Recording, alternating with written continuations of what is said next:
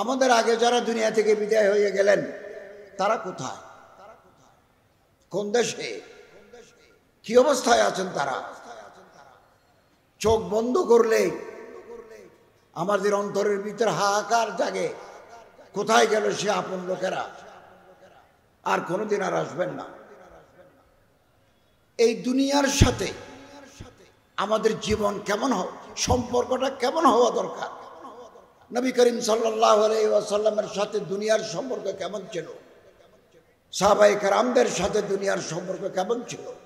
তাবেঈন, তবে তাবেঈন, আইম্মে মুজতাহিদিনের সাথে দুনিয়ার সম্পর্ক কেমন ছিল আমাদের জানা দরকার।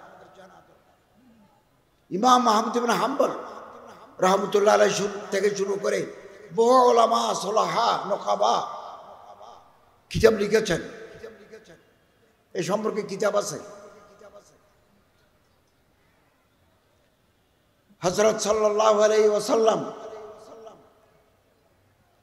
একটা ছোট ঘরে থাকতেন, ছোট ঘরে। আমি অক্টোবর মাসে সৌদি আরব গেছি, সৌদি হজ মন্ত্রী, ওমরা মন্ত্রীর সাথে একটু আলোচনা করার জন্য। তো মদিনা শরীফে রাষ্ট্রীয় প্রোটোকল হিসেবে আমাকে একেবারে ভিতর দিয়ে ঢুকাই রিয়াজুল জান্নার অংশ, যার সাথে আল্লাহ রসুলের রওজায়ে মোবারক লাগানো, ওখানে একটা জায়গা আছে, একেবারে কাছে। ওখানে দোয়া করেছি, নামাজ আদায় করেছি। রাউজাতুম মিন রিয়াজিল জান্নাহ, এটা হযরতের বাড়ি। সামান কি ছিল? হাকিমুল উম্মত হযরত থানবীর খলিফা সৈয়দ সুলাইমান নদভী রাহমাতুল্লাহ আলাইহি সিরাতুন নবী কিতাবে লিখেছেন ঘরের ভিতরে কি ছিল, সামান কি ছিল। আমাদের ঘরে সামান কি আছে? ওমর ইবনে আব্দুল আজিজ উমাইয়া খলিফা রাষ্ট্র পরিচালনার পর মাঝে মধ্যে একটা কামরায় গিয়ে একটু আরাম করতেন। ওই কামরায় কি? ওই কামরায় একটা খাট, যে খাটের উপর আল্লাহ রসুল থাকতেন। একটা কাঠের পেয়ালা, একটা কাঠের মশক, আরো কিছু হযরতের সাজ ও সামান নিয়ে একটা ছোট্ট করে রাখা আছে। মাঝে মধ্যে ওখানে গিয়ে উনি বসতেন, একটু আরাম করতেন।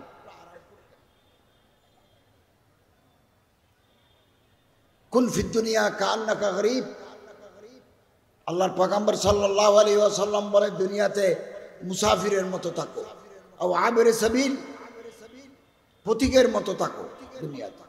উদ্দা নাফসাকা মিন আহলিল কুবুর, নিজকে কবরের বাসিন্দা বলে মনে করো। আমরা কবরের বাসিন্দা। ক্ষমতা, দৌলত, যশ, খ্যাতি একেবারে কম। দেখতে দেখতে এই বেলা ডুবে যাবে। আমাদের আগে যারা বাংলাদেশ ছাড়িয়েছে তারা নাই, আমরা অল্প দিনের জন্য আছি। ইন্টারিম গভর্নমেন্ট, আরবিতে বলে আল হুকুমাতুল ইন্তেকালিয়া, অল্প সময়। তারপর আমরা ভোট দিয়ে জনগণের নির্বাচিত সরকারের হাতে ক্ষমতা দিয়ে আমরা বিদায় নেব, আরেক দল আসবেন। এভাবেই চলবে, চর্চা এই রহেগা, এটা চলবে। আইয়ুব খান কোথায়? আইয়ুব খানের কবর আছে পাকিস্তানের হাজার হাজার। কবরের উপরে যে ধুলা পড়ে এগুলো পরিষ্কার করার লোক নাই। ইরানের প্রেসিডেন্ট রেজা শাহ কোথায়? রেজা শাহর কবর আছে মিশরে। কবরের উপরে যে গাছের পাতা পড়ে এগুলো পরিষ্কার করার লোক নাই। এখন আমরা ক্ষমতায়, আমাদের আগেও গাড়ি পিছনেও গাড়ি, ইউনিফর্ম পরা লোক, সিভিল ড্রেসে গোয়েন্দা। সব সময় আমি আসার আগে এখানে লোক চলে আসছে, কিছুদিন পরে থাকবে না, আমরাও থাকবো না। এটার নাম দুনিয়া। দুনিয়া। এখন আমরা টেলিফোন করলে আমাদের অফিসাররা সার সার করতে করতে ব্যতিব্যস্ত হয়ে পড়ে। এমন এক জামানা আসবে আমি ফোন করলে উনি মোবাইল ধরবেন না, মোবাইল ধরবেন না, সুইচ অফ করে রাখবেন। এটার নাম দুনিয়া। তো সুযোগ পাইছি বলে গাছের আগাটাও খেয়ে ফেললাম, তলাটাও কুড়ে নিলাম। এটা এই দুনিয়ার সাথে না ইনসাফি হয়েছে। সুযোগ পেয়ে ব্যাংকের সমস্ত টাকা লুট করি বিদেশে বাড়ি তৈরি করলাম। এটা কোনো দেশপ্রেমিক মানুষের পরিচয় হতে পারে না। আল্লাহর কাছে জবাব দিতে হবে এই প্রতিটি জিনিসের। ফায়সালুকুম না মালিকুম, you will be accountable before the Allah the lord provident. আল্লাহর কাছে জবাব দিতে হবে। সবগুলো রেকর্ড আছে, সবগুলো রেকর্ড। হযরত সাল্লাল্লাহু আলাইহি ওয়াসাল্লাম বলেন, মালি ওয়ালিদ দুনিয়া, আমার সাথে দুনিয়ার কি সম্পর্ক? আমি এমন এক মুসাফির, কারাকিবিন তাহাতা জিল্লিল শাজারা, গাছের ছায়ায়, ফি ইয়াউমিন সাইফ, গ্রীষ্মকালে গাছের ছায়ায় একজন মুসাফির, ফরাহা ওয়া তারাকাহা, কিছুক্ষণ আরাম করলো, তারপরে উনি উঠে চলে গেলেন। গাছ কোথায়, দেশ কোথায়, উনি কোথায়? আমরা এরকম এরকম। এটাই দুনিয়া। একদিন আল্লাহ রাসূল সাল্লাল্লাহু আলাইহি সাল্লাম সাহাবায়ে কেরামদের নিয়ে সফরে যাচ্ছেন।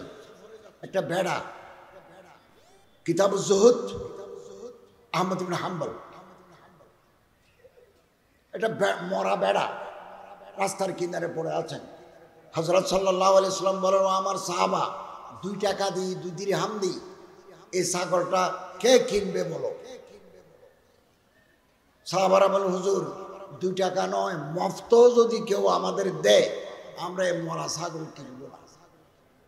নবী করিম সাল্লাল্লাহু আলাইহি ওয়াসাল্লাম বলেন, আল্লাহর কাছে এই দুনিয়া এ মরা ছাগলের চাইতেও কম। আহবানু আলাল্লাহ বিন হাদি, এটা নাম দুনিয়া। যে পুলিশ আমাদের পাহারা দেয়, সেলুট মারে, সময়ের ব্যবধানে এই পুলিশ আমারে হাত করা দেবে, এটা নাম দুনিয়া। এটা নাম দুনিয়া। এই জন্য আমি রাতের বেলা আল্লাহর ওলিদের দরবারে যাই, গাড়ি একটু দূরে রেখে যাই। সাধারণত রাষ্ট্রীয় দায়িত্ব থাকার কারণে without protocol, without gunman, we can't travel to any parts of the country. আমরা পারি না। ওই চুল কাটতে হলে ওই সেলুনওয়ালাকে ঘরে রাখি। কয়দিন বহু মানুষ ঘর বানায়, বিল্ডিং বানায়, তিনি জানেন না এই বিল্ডিংয়ে উনি থাকতে পারবেন না।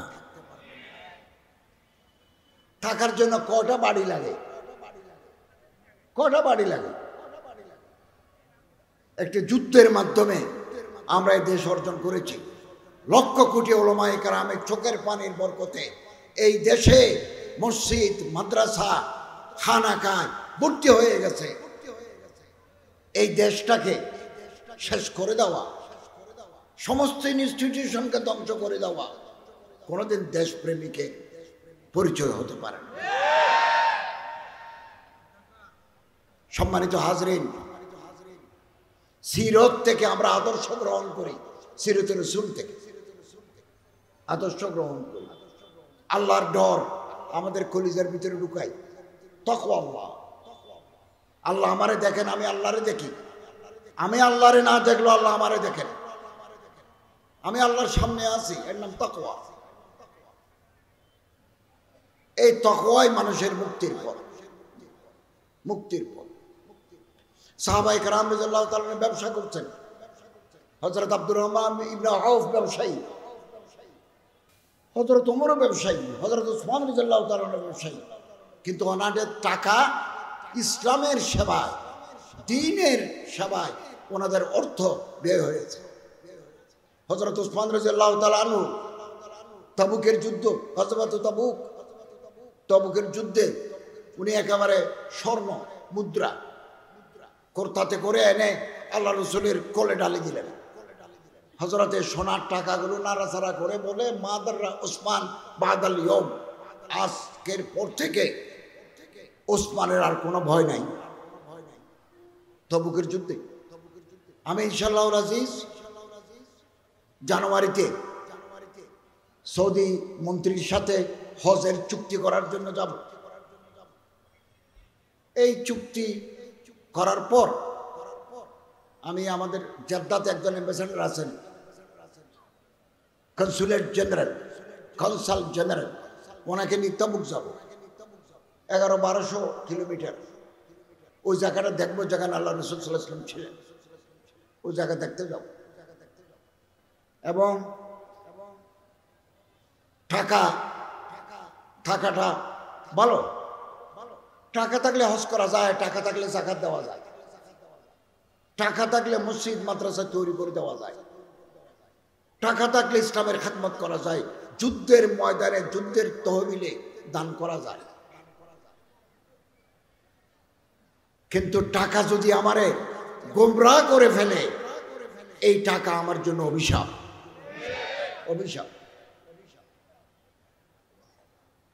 সম্মানিত হাজরিন, নবী করিম সাল্লাল্লাহু আলাইহি ওয়াসাল্লামের পুরো জীবন, মানা আলাইহি ওয়া আসহাবিহি, হযরতের জীবন, হযরতের সাহাবায়ে কেরামদের জীবন আমাদের তরিকা। এখন আলহামদুলিল্লাহ বাজারে সিয়রুস সাহাবা 17 খণ্ড বাজারে আসছে বাংলা হয়ে।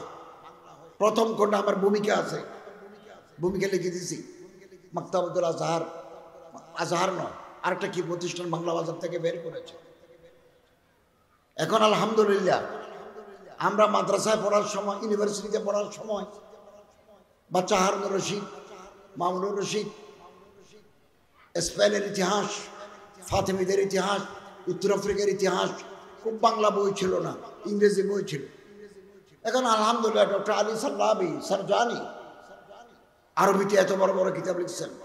বাংলাদেশের তরুণ ওলামা, অনুবাদক, লেখকরা সুন্দর বাংলায় তর্জমা করে বাংলা ভাষা সাহিত্যের উৎকর্ষ সাধন করেছে। প্রতি বছর এই দেশ থেকে কুয়েত, কাতার, বাহরাইন, মিশর, মালয়েশিয়া, সৌদি আরব, তুরস্ক, সব জায়গায় কোরআন প্রতিযোগিতা, হিফজুল কোরআন প্রতিযোগিতা, কেরাআতুল কোরআনের প্রতিযোগিতায় বাংলাদেশের ছেলেরা, বাচ্চা বাচ্চা ছেলেরা 1 নম্বর, 2 নম্বর, 3 নম্বর পুরস্কার নিয়ে আসছেন। এদিন কুয়েত 1 নম্বর, 3 নম্বর বাংলাদেশি, তুরস্কে 1 নম্বর বাংলাদেশি, বহুদিন যাবত এটা করে আসছে। অথচ বাংলাদেশ, এখানে আমরা আরবিতে কথা বলি না, গায়রু নাতিকিনা বিহা, গায়রু নাতিকিনা বিহা। এদেশের মানুষরা আরবিতে কথা বলে না, কিন্তু কোরআনুল করিমের চর্চা, তেলাওয়াত, তাহফিজ এত সুন্দরভাবে হচ্ছে। আন্তর্জাতিক পর্যায়ে আরব দেশের আরবি ছাত্রদেরকে পরাজিত করে বাংলার এই ছোট ছোট বাচ্চারা 1 নম্বর, 2 নম্বর পুরস্কার নিয়ে আসছে। এবং এটা বাংলাদেশ কোরআনের উর্বর ভূমি। আমরা যদি সিরাতুর রাসূল মানি চলি, সিরাতুর রাসূলের আদর্শে জীবন গড়ি, খুব বেশি দিন লাগবে না কোরআনের আদর্শে সমাজ প্রতিষ্ঠা হবে। কোরআনের আদর্শে সমাজ, এটাই মুক্তির পথ, মুক্তির পথ। হযরত আবু বকর রাদিয়াল্লাহু তাআলা আনহু কবর দেখলে কাঁদতেন, হাত্তা ইয়াবুল্লা লাহয়াতাহু, চোখের পানিতে দাড়ি ভিজে যায়, কবর দেখলে কাঁদতেন। কবর আছে তো, এখনো তো কবর আছে। সম্মানিত হাজরিন, শরীরে রক্ত আছে 5.5 লিটার, হাড্ডি গোস্ত আছে 60 থেকে 70 কেজি। এক ফোঁটা রক্ত, এক টুকরা গোস্ত, এক টুকরা হাড্ডি যদি হারাম দিয়ে তৈরি হয়, আল্লাহর পয়গম্বর সাল্লাল্লাহু আলাইহি ওয়াসাল্লাম বলেন এই শরীর বেহেশতে যাবে না। লা ইয়াদখুলুল জান্নাতা জাসাদুন গুযিয়া বিল হারাম, বেহেশতে যাবে না। চেয়ারে বসতে পারলেই লুটপাট করার মানসিকতা বড় জঘন্য, জঘন্য মানসিকতা।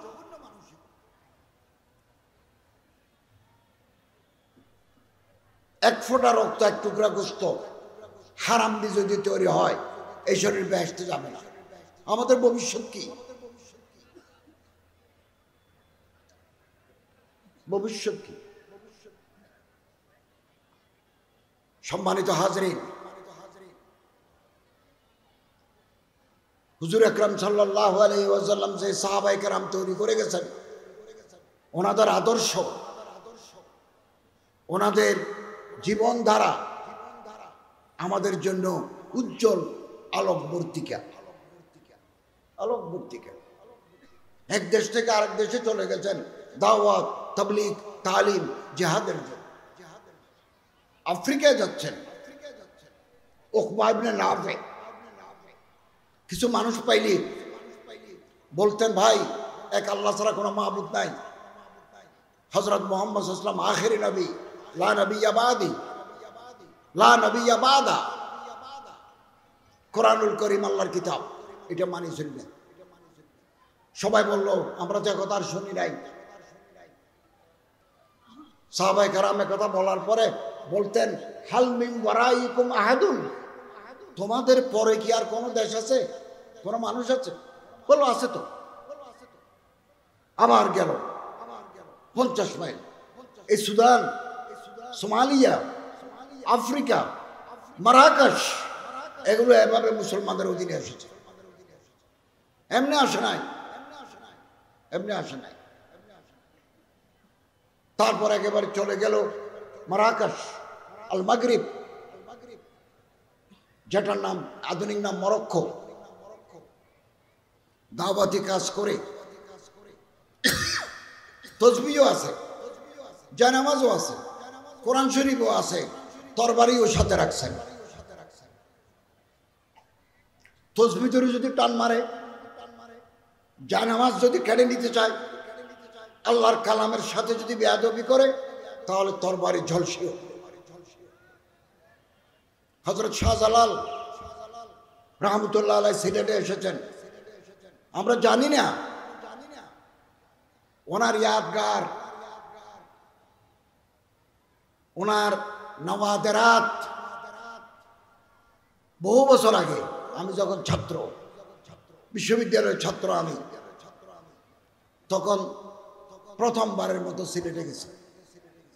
আমি তো একটা পত্রিকায়ও কাজ করতাম, একটা ইংরেজি পত্রিকায়। তো আমি ওনার বাড়িতে গেছি, বললাম যে ওনার কিছু স্মৃতি আমাদের দেখান।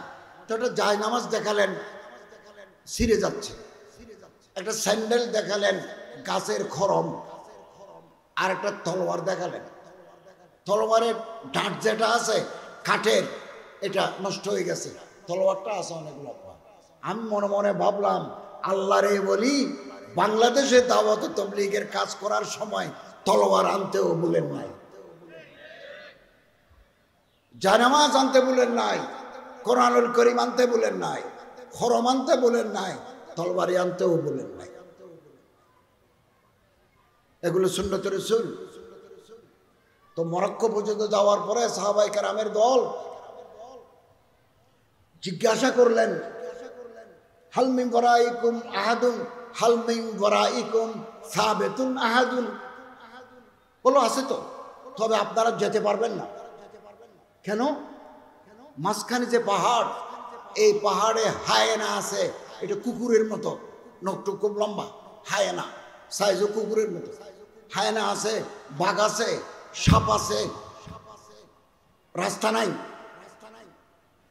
সাহাবায়ে কেরাম রাদিয়াল্লাহু তাআলা আনহুম বলেন, তুমি এটা চিন্তা করো না, মানুষ আছে কিনা বলো, আমার দাওয়াত দরকার, আমার তালিম দরকার, সিরাতুর রাসূল পৌঁছানোর দরকার। তারপরে সাহাবায়ে কেরামদের বলতে রাস্তা কাটো, পাহাড়ের উপর দিয়ে রাস্তা কাটো, যে রাস্তা দিয়ে কেবল ঘোড়া যেতে পারে। তারিখুল মাগরিব, তারিখুল উনদুরুস কিতাবে লেখা আছে পাহাড় কেটে যাচ্ছেন। এবং কমান্ডার ইন চিফ হযরত উকবা ইবনে নাফে পাহাড়ের উপর উঠে এভাবে হাত দিয়ে বলেন, ইয়া আইয়াতুহাল হাইয়াত ওয়াস সাবাহ, হে বন জঙ্গলের সাপ, বিষাক্ত প্রাণী, হিংস্র প্রাণী, নাহানু আসহাবু রাসূলিল্লাহ সাল্লাল্লাহু আলাইহি ওয়াসাল্লাম, আমরা আল্লাহর রাসূলের সাহাবী, আমরা এখানে দাওয়াত তাবলীগের কাজ করতে এসেছি, ইসলামের দাওয়াত দিতে এসেছি, সিরাত রাসূলের কথা বলতে এসেছি। ইরহালু আন্না, তোমরা আমাদের ছেড়ে চলে যাও, আমাদের জন্য জায়গা করে দাও। যদি রাস্তায় পাই কতলনাহু, আমরা তোমাদের হত্যা করব। আবুল হাসান আলী নাদভী রাহমাতুল্লাহ আলাইহি বলেন, এই পার থেকে ওই পারে চলে গেল, গহীন জঙ্গলের ভিতরে কোনো বাঘ ভাল্লুকের দেখা হয় নাই, বরঞ্চ দেখা গেল বাঘ তার বাচ্চার গর্দানার উপর কামড় দিয়ে নিরাপদ জায়গায় চলে যাচ্ছে। তারপর ওই পারে গেল মরক্কো, যেখানে রাজধানী রাবাত, একটা শহর আছে ক্যাসাব্লাঙ্কা, 50,000 মানুষ এক ইমামের পিছনে নামাজ আদায় করতে পারে। পৃথিবীর শ্রেষ্ঠ মসজিদ ক্যাসাব্লাঙ্কা জামে মসজিদ। তারপরে জমিন শেষ, আটলান্টিক সাগর, বাহরুল কাহিল। সাহাবায়ে কেরাম নদীর কিনারে দাঁড়িয়ে দেখলেন মানুষ নাই। সবাইকে বলেন একটু পানিতে নামো, আমরা যতদূর যেতে পারি যাব। ফালইউবাল্লিগি শাহিদুল গায়বা, আল্লাহর পয়গম্বরের কথা। এই যে মৌলানা হযরত আল্লামা মাওলানা জুনায়েদ আল হাবিব সাহেব এখান থেকে ওয়াজ করে মুগদা যাবেন, মুগদা থেকে যাবেন আরেক জায়গায় গেন্ডারিয়া। প্রতিদিন দূরে, অনেক দূরে দূরে সিরাতের দাওয়াত দিয়ে যাচ্ছেন।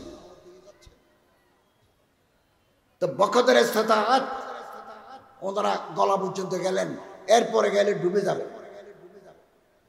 ওখানে যাওয়ার পরে বলতেছেন, আল্লাহ যতদূর তোমার জমিন ছিল, তোমার পয়গম্বরের ফালইউবাল্লিগি শাহিদুল গায়বা দাওয়াত পৌঁছে দিয়েছে, এখন তো আর যেতে পারি না। লাউলা হাযিহিল বাহর লামাযিতু ফিল বিলাদ মুজাহিদান ফি সাবিলিক ওয়া উকাতিলু মান কাফারা বিকা। আমরা যদি ওই পারে যেতে পারতাম, নৌকা থাকতো, তাহলে ওই পারে গিয়ে তোমার কোরআনের দাওয়াত, তোমার নবীর রিসালতের দাওয়াত আমরা ওই পারে পৌঁছে দিতাম। এটা পৌঁছাতে গিয়ে যদি কেউ আমাদের দাড়ি ধরে টান দিত, উকাতিলু মান কাফারা বিকা, তার বিরুদ্ধে তলোয়ার ধরতাম। दस्त तो दस्त है, दरिया भी न छोड़े हमने, बाहर जुल्मात में दौड़ा दिए घोड़े हमने। বলতেছেন আল্লাহ জমিনের 1 ইঞ্চি জমিন বাকি রাখি নাই, দরিয়ায় পর্যন্ত তোমার দাওয়াত দিয়েছি।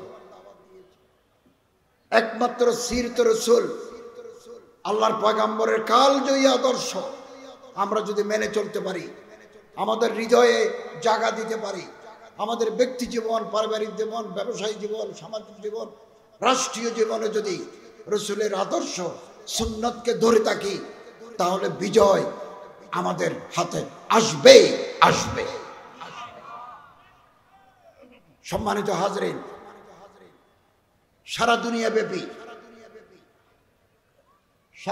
ব্যাপী জাগরণ আসছে, সারা দুনিয়া ব্যাপী। আমাদের আর ভেদাভেদ করার টাইম নেই, একতলাপ থাকবে। আপনি এক মাদ্রাসার ফারেক, আমি আরেক মাদ্রাসার ফারেক। আপনি এক পীর সাহেবের মুরিদ, আমি আর পীর সাহেবের মুরিদ। আপনি জিকির বড় করে করেন, আমি জিকির ছোট করে করি। আপনি এক ইমাম সাহেবকে মানেন, আমি আরেক ইমাম সাহেবকে মানি। এগুলো আছে, এগুলো থাকবে, কিন্তু ইসলামের বৃহত্তর স্বার্থে আমি এবং আপনি এক এবং অভিন্ন। আলেমদের মধ্যে, মুসলমানদের মধ্যে একতলাপ, ইফতিরাক, দলাদলি, হানাহানি বিবাদ তৈরি করার জন্য শত্রু তৈরি আছে। আসুন একে অপরের হাত ধরি, মানুষের গুণগুলো দেখি, দোষগুলো চশমপুষি করি। ফার্সিতে একটা কথা আছে, চশমপুষি, দেখেও না দেখার বান করা। আপনার দোষ, আমার দোষ, সবার দোষ আছে, দোষগুলো দেখবো না, গুণগুলো দেখবো, দোষগুলো ইসলাহ করো। হযরত মুজাদ্দিদ আল ফসানি রহমতুল্লাহ আলাইহি, ওনার কিতাবের নাম মকতুবাত। মকতুবাতে লিখেছেন দিদে কুসুর, আল্লাহ যদি কোনো বান্দাকে দয়া করতে চান, নিজের দোষ নিজে দেখার তৌফিক দান করেন। আমরা আমাদের দোষ দেখি না, আমরা আপনাদের দোষ দেখি, আপনি আমাদের দোষ দেখেন। এক মুসলমান ভাই আরেক মুসলমান ভাইয়ের দোষ দেখেন, এই দোষটা ফেসবুকে লাল করে দিয়ে দেন, আমরা দিই, অন্যরা হাসে, বললো ঠিক আছে তো দিছে তো মারামারি। আমরা করি দলাদলি, আমরা করি বিভেদ, আল্লাহর দুশমনরা রাস্তায় দাঁড়িয়ে মুস্কি হাসে। ঐক্যই শক্তি, শক্তি শান্তি। আমরা আলহামদুলিল্লাহ, আসুন সিরাতে রাসূলের চর্চা করি। বহু দামি দামি কিতাব বাজারে আছে, বহু দামি দামি কিতাব, মুদাল্লাল মুফাসসাল সাবলীল বাংলায় আমাদের তরুণ ভাইরা তরজমা করেছেন। খুব কম কম বয়সী ছেলেরা, তাদের বাংলা কত উচ্চ, আরবি থেকে বাংলা করছে যে কত উচ্চ। এটা বাংলা সাহিত্যে বাংলা ভাষার নবতর সংযোজন, আলেমরা এগিয়ে আসছেন। এবং পাবলিক কানেক্টিভিটি, জনসম্পৃক্ততা আমাদের বাড়াতে হবে। আমরা যেহেতু আগে ময়দানে ছিলাম, আগেও আমি আলেমদের সাথে আপনাদের সাথে ছিলাম, এখনো আছি, আগামী দিনেও থাকব। এবং এই জনসম্পৃক্ততা আমাদের কথা মানুষ ধরে, জোনায়েদ আল হাবিব সাহেবের কথা মানুষ ধরে, এবং হযরত মৌলানা হাবিবুল্লাহ মাহমুদ কাসেমি, হযরত মৌলানা নজরুল ইসলাম কাসেমি, আরিফ বিন হাবিব, আসাদ আল হুসাইনি, মৌলানা আব্দুল হালিম সাহেব সহ যারা আছেন, ওনাদের কথা মানুষ শুনে ঘন্টার পর ঘন্টা বসে থাকে। এখানে যে সিরতের কথা শুনতেছেন, পয়সা দিতে হয় নাই। মৌলানা জোনায়েদ আল হাবিব সাহেব জানেন, বিদেশে এরকম কথা শুনতে হলে টিকিট কেটে ঢুকতে হয়। আমি আগামী সপ্তাহে লন্ডনে একটা বক্তৃতা করব, ওখানে দেখলাম টিকিট বেচা হচ্ছে, প্রায় টিকিট বিক্রি হয়ে গেছে। আমি কেবল 10 মিনিট বক্তৃতা করব।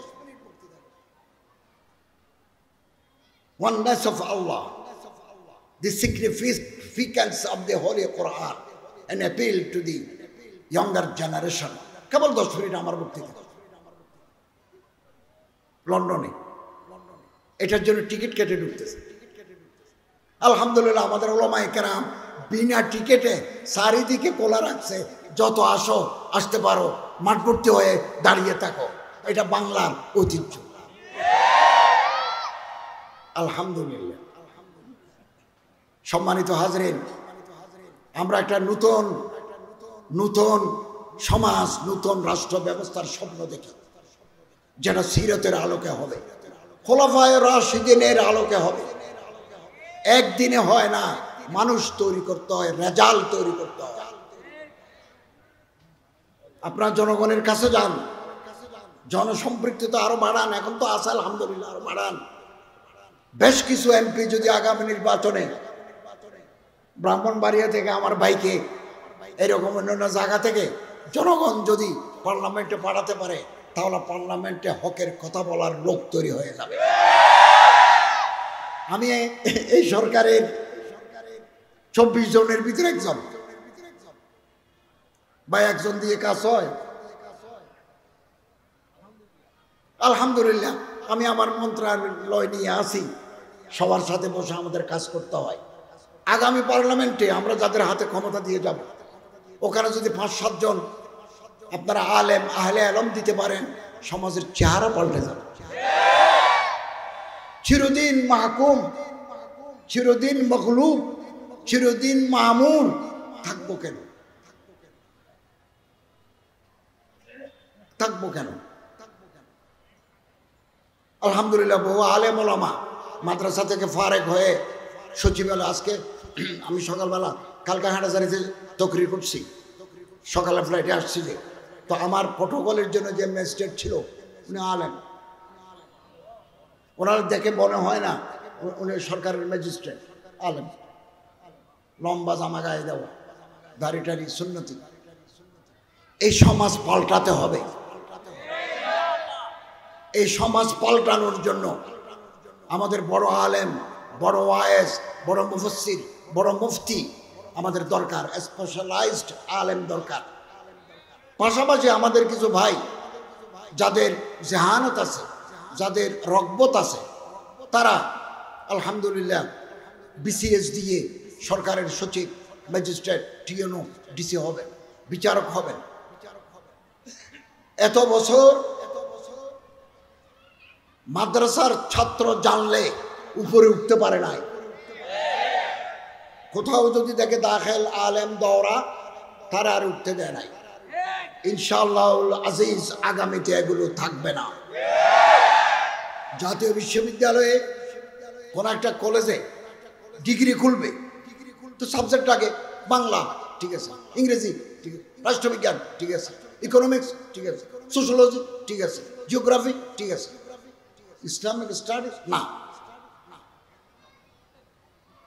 এক শ্রেণীর ইসলাম বিদ্বেষী লোক এক সময় জায়গায় জায়গায় বসেছিল, আগামী দিনে তারা থাকবে না ইনশাআল্লাহ। আমি প্রয়োজনে ভাইস চ্যান্সেলরের সাথে কথা বলবো যে আপনি ইসলামিক স্টাডিজ উপর যে বার, যে প্রতিবন্ধকতা ছিল, এটা হটে যান। কলেজে আমি তো এখানে আসার আগে একটা মাদ্রাসায় হাদিস পড়াতাম, একটা ইউনিভার্সিটিতে ক্লাস নিতাম, মাদ্রাসাতুল ইসলামিয়া, উলুমুল কোরআন মাদ্রাসাতুল ইসলামিয়া। আসার আগে আমি বহু বছর কলেজে প্রফেসরি করেছি। প্রথম যখন গেছি তখন ইসলামিক স্টাডিজ, অ্যারাবিক, ইসলামের ইতিহাস এগুলো নেওয়া যেত। পরে এমন কারিগরি সিস্টেম করে দিল, ইসলামের ইতিহাস নিলে স্টাডিজ নেওয়া যাবে না, স্টাডিজ নিলে অ্যারাবিক নেওয়া যাবে না। আমরা আসার পরে এমন সিস্টেম করে দিল, আরবি, ইসলামিক স্টাডিজ, ইসলামের ইতিহাস একেবারে না নিয়ে যে কোনো ছেলে আইএ পাস করতে পারে।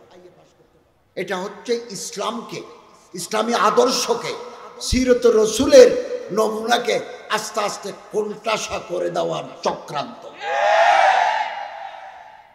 আমরা এই জঞ্জাল পরিষ্কার করতে চাই। আপনারা মাঠ থেকে আওয়াজ তুলবেন, ভিতরে আমরা আছি, বাইরে মৌলানা জুনায়েদ আল হাবিব, ভিতরে আফম খালিদ হোসেন।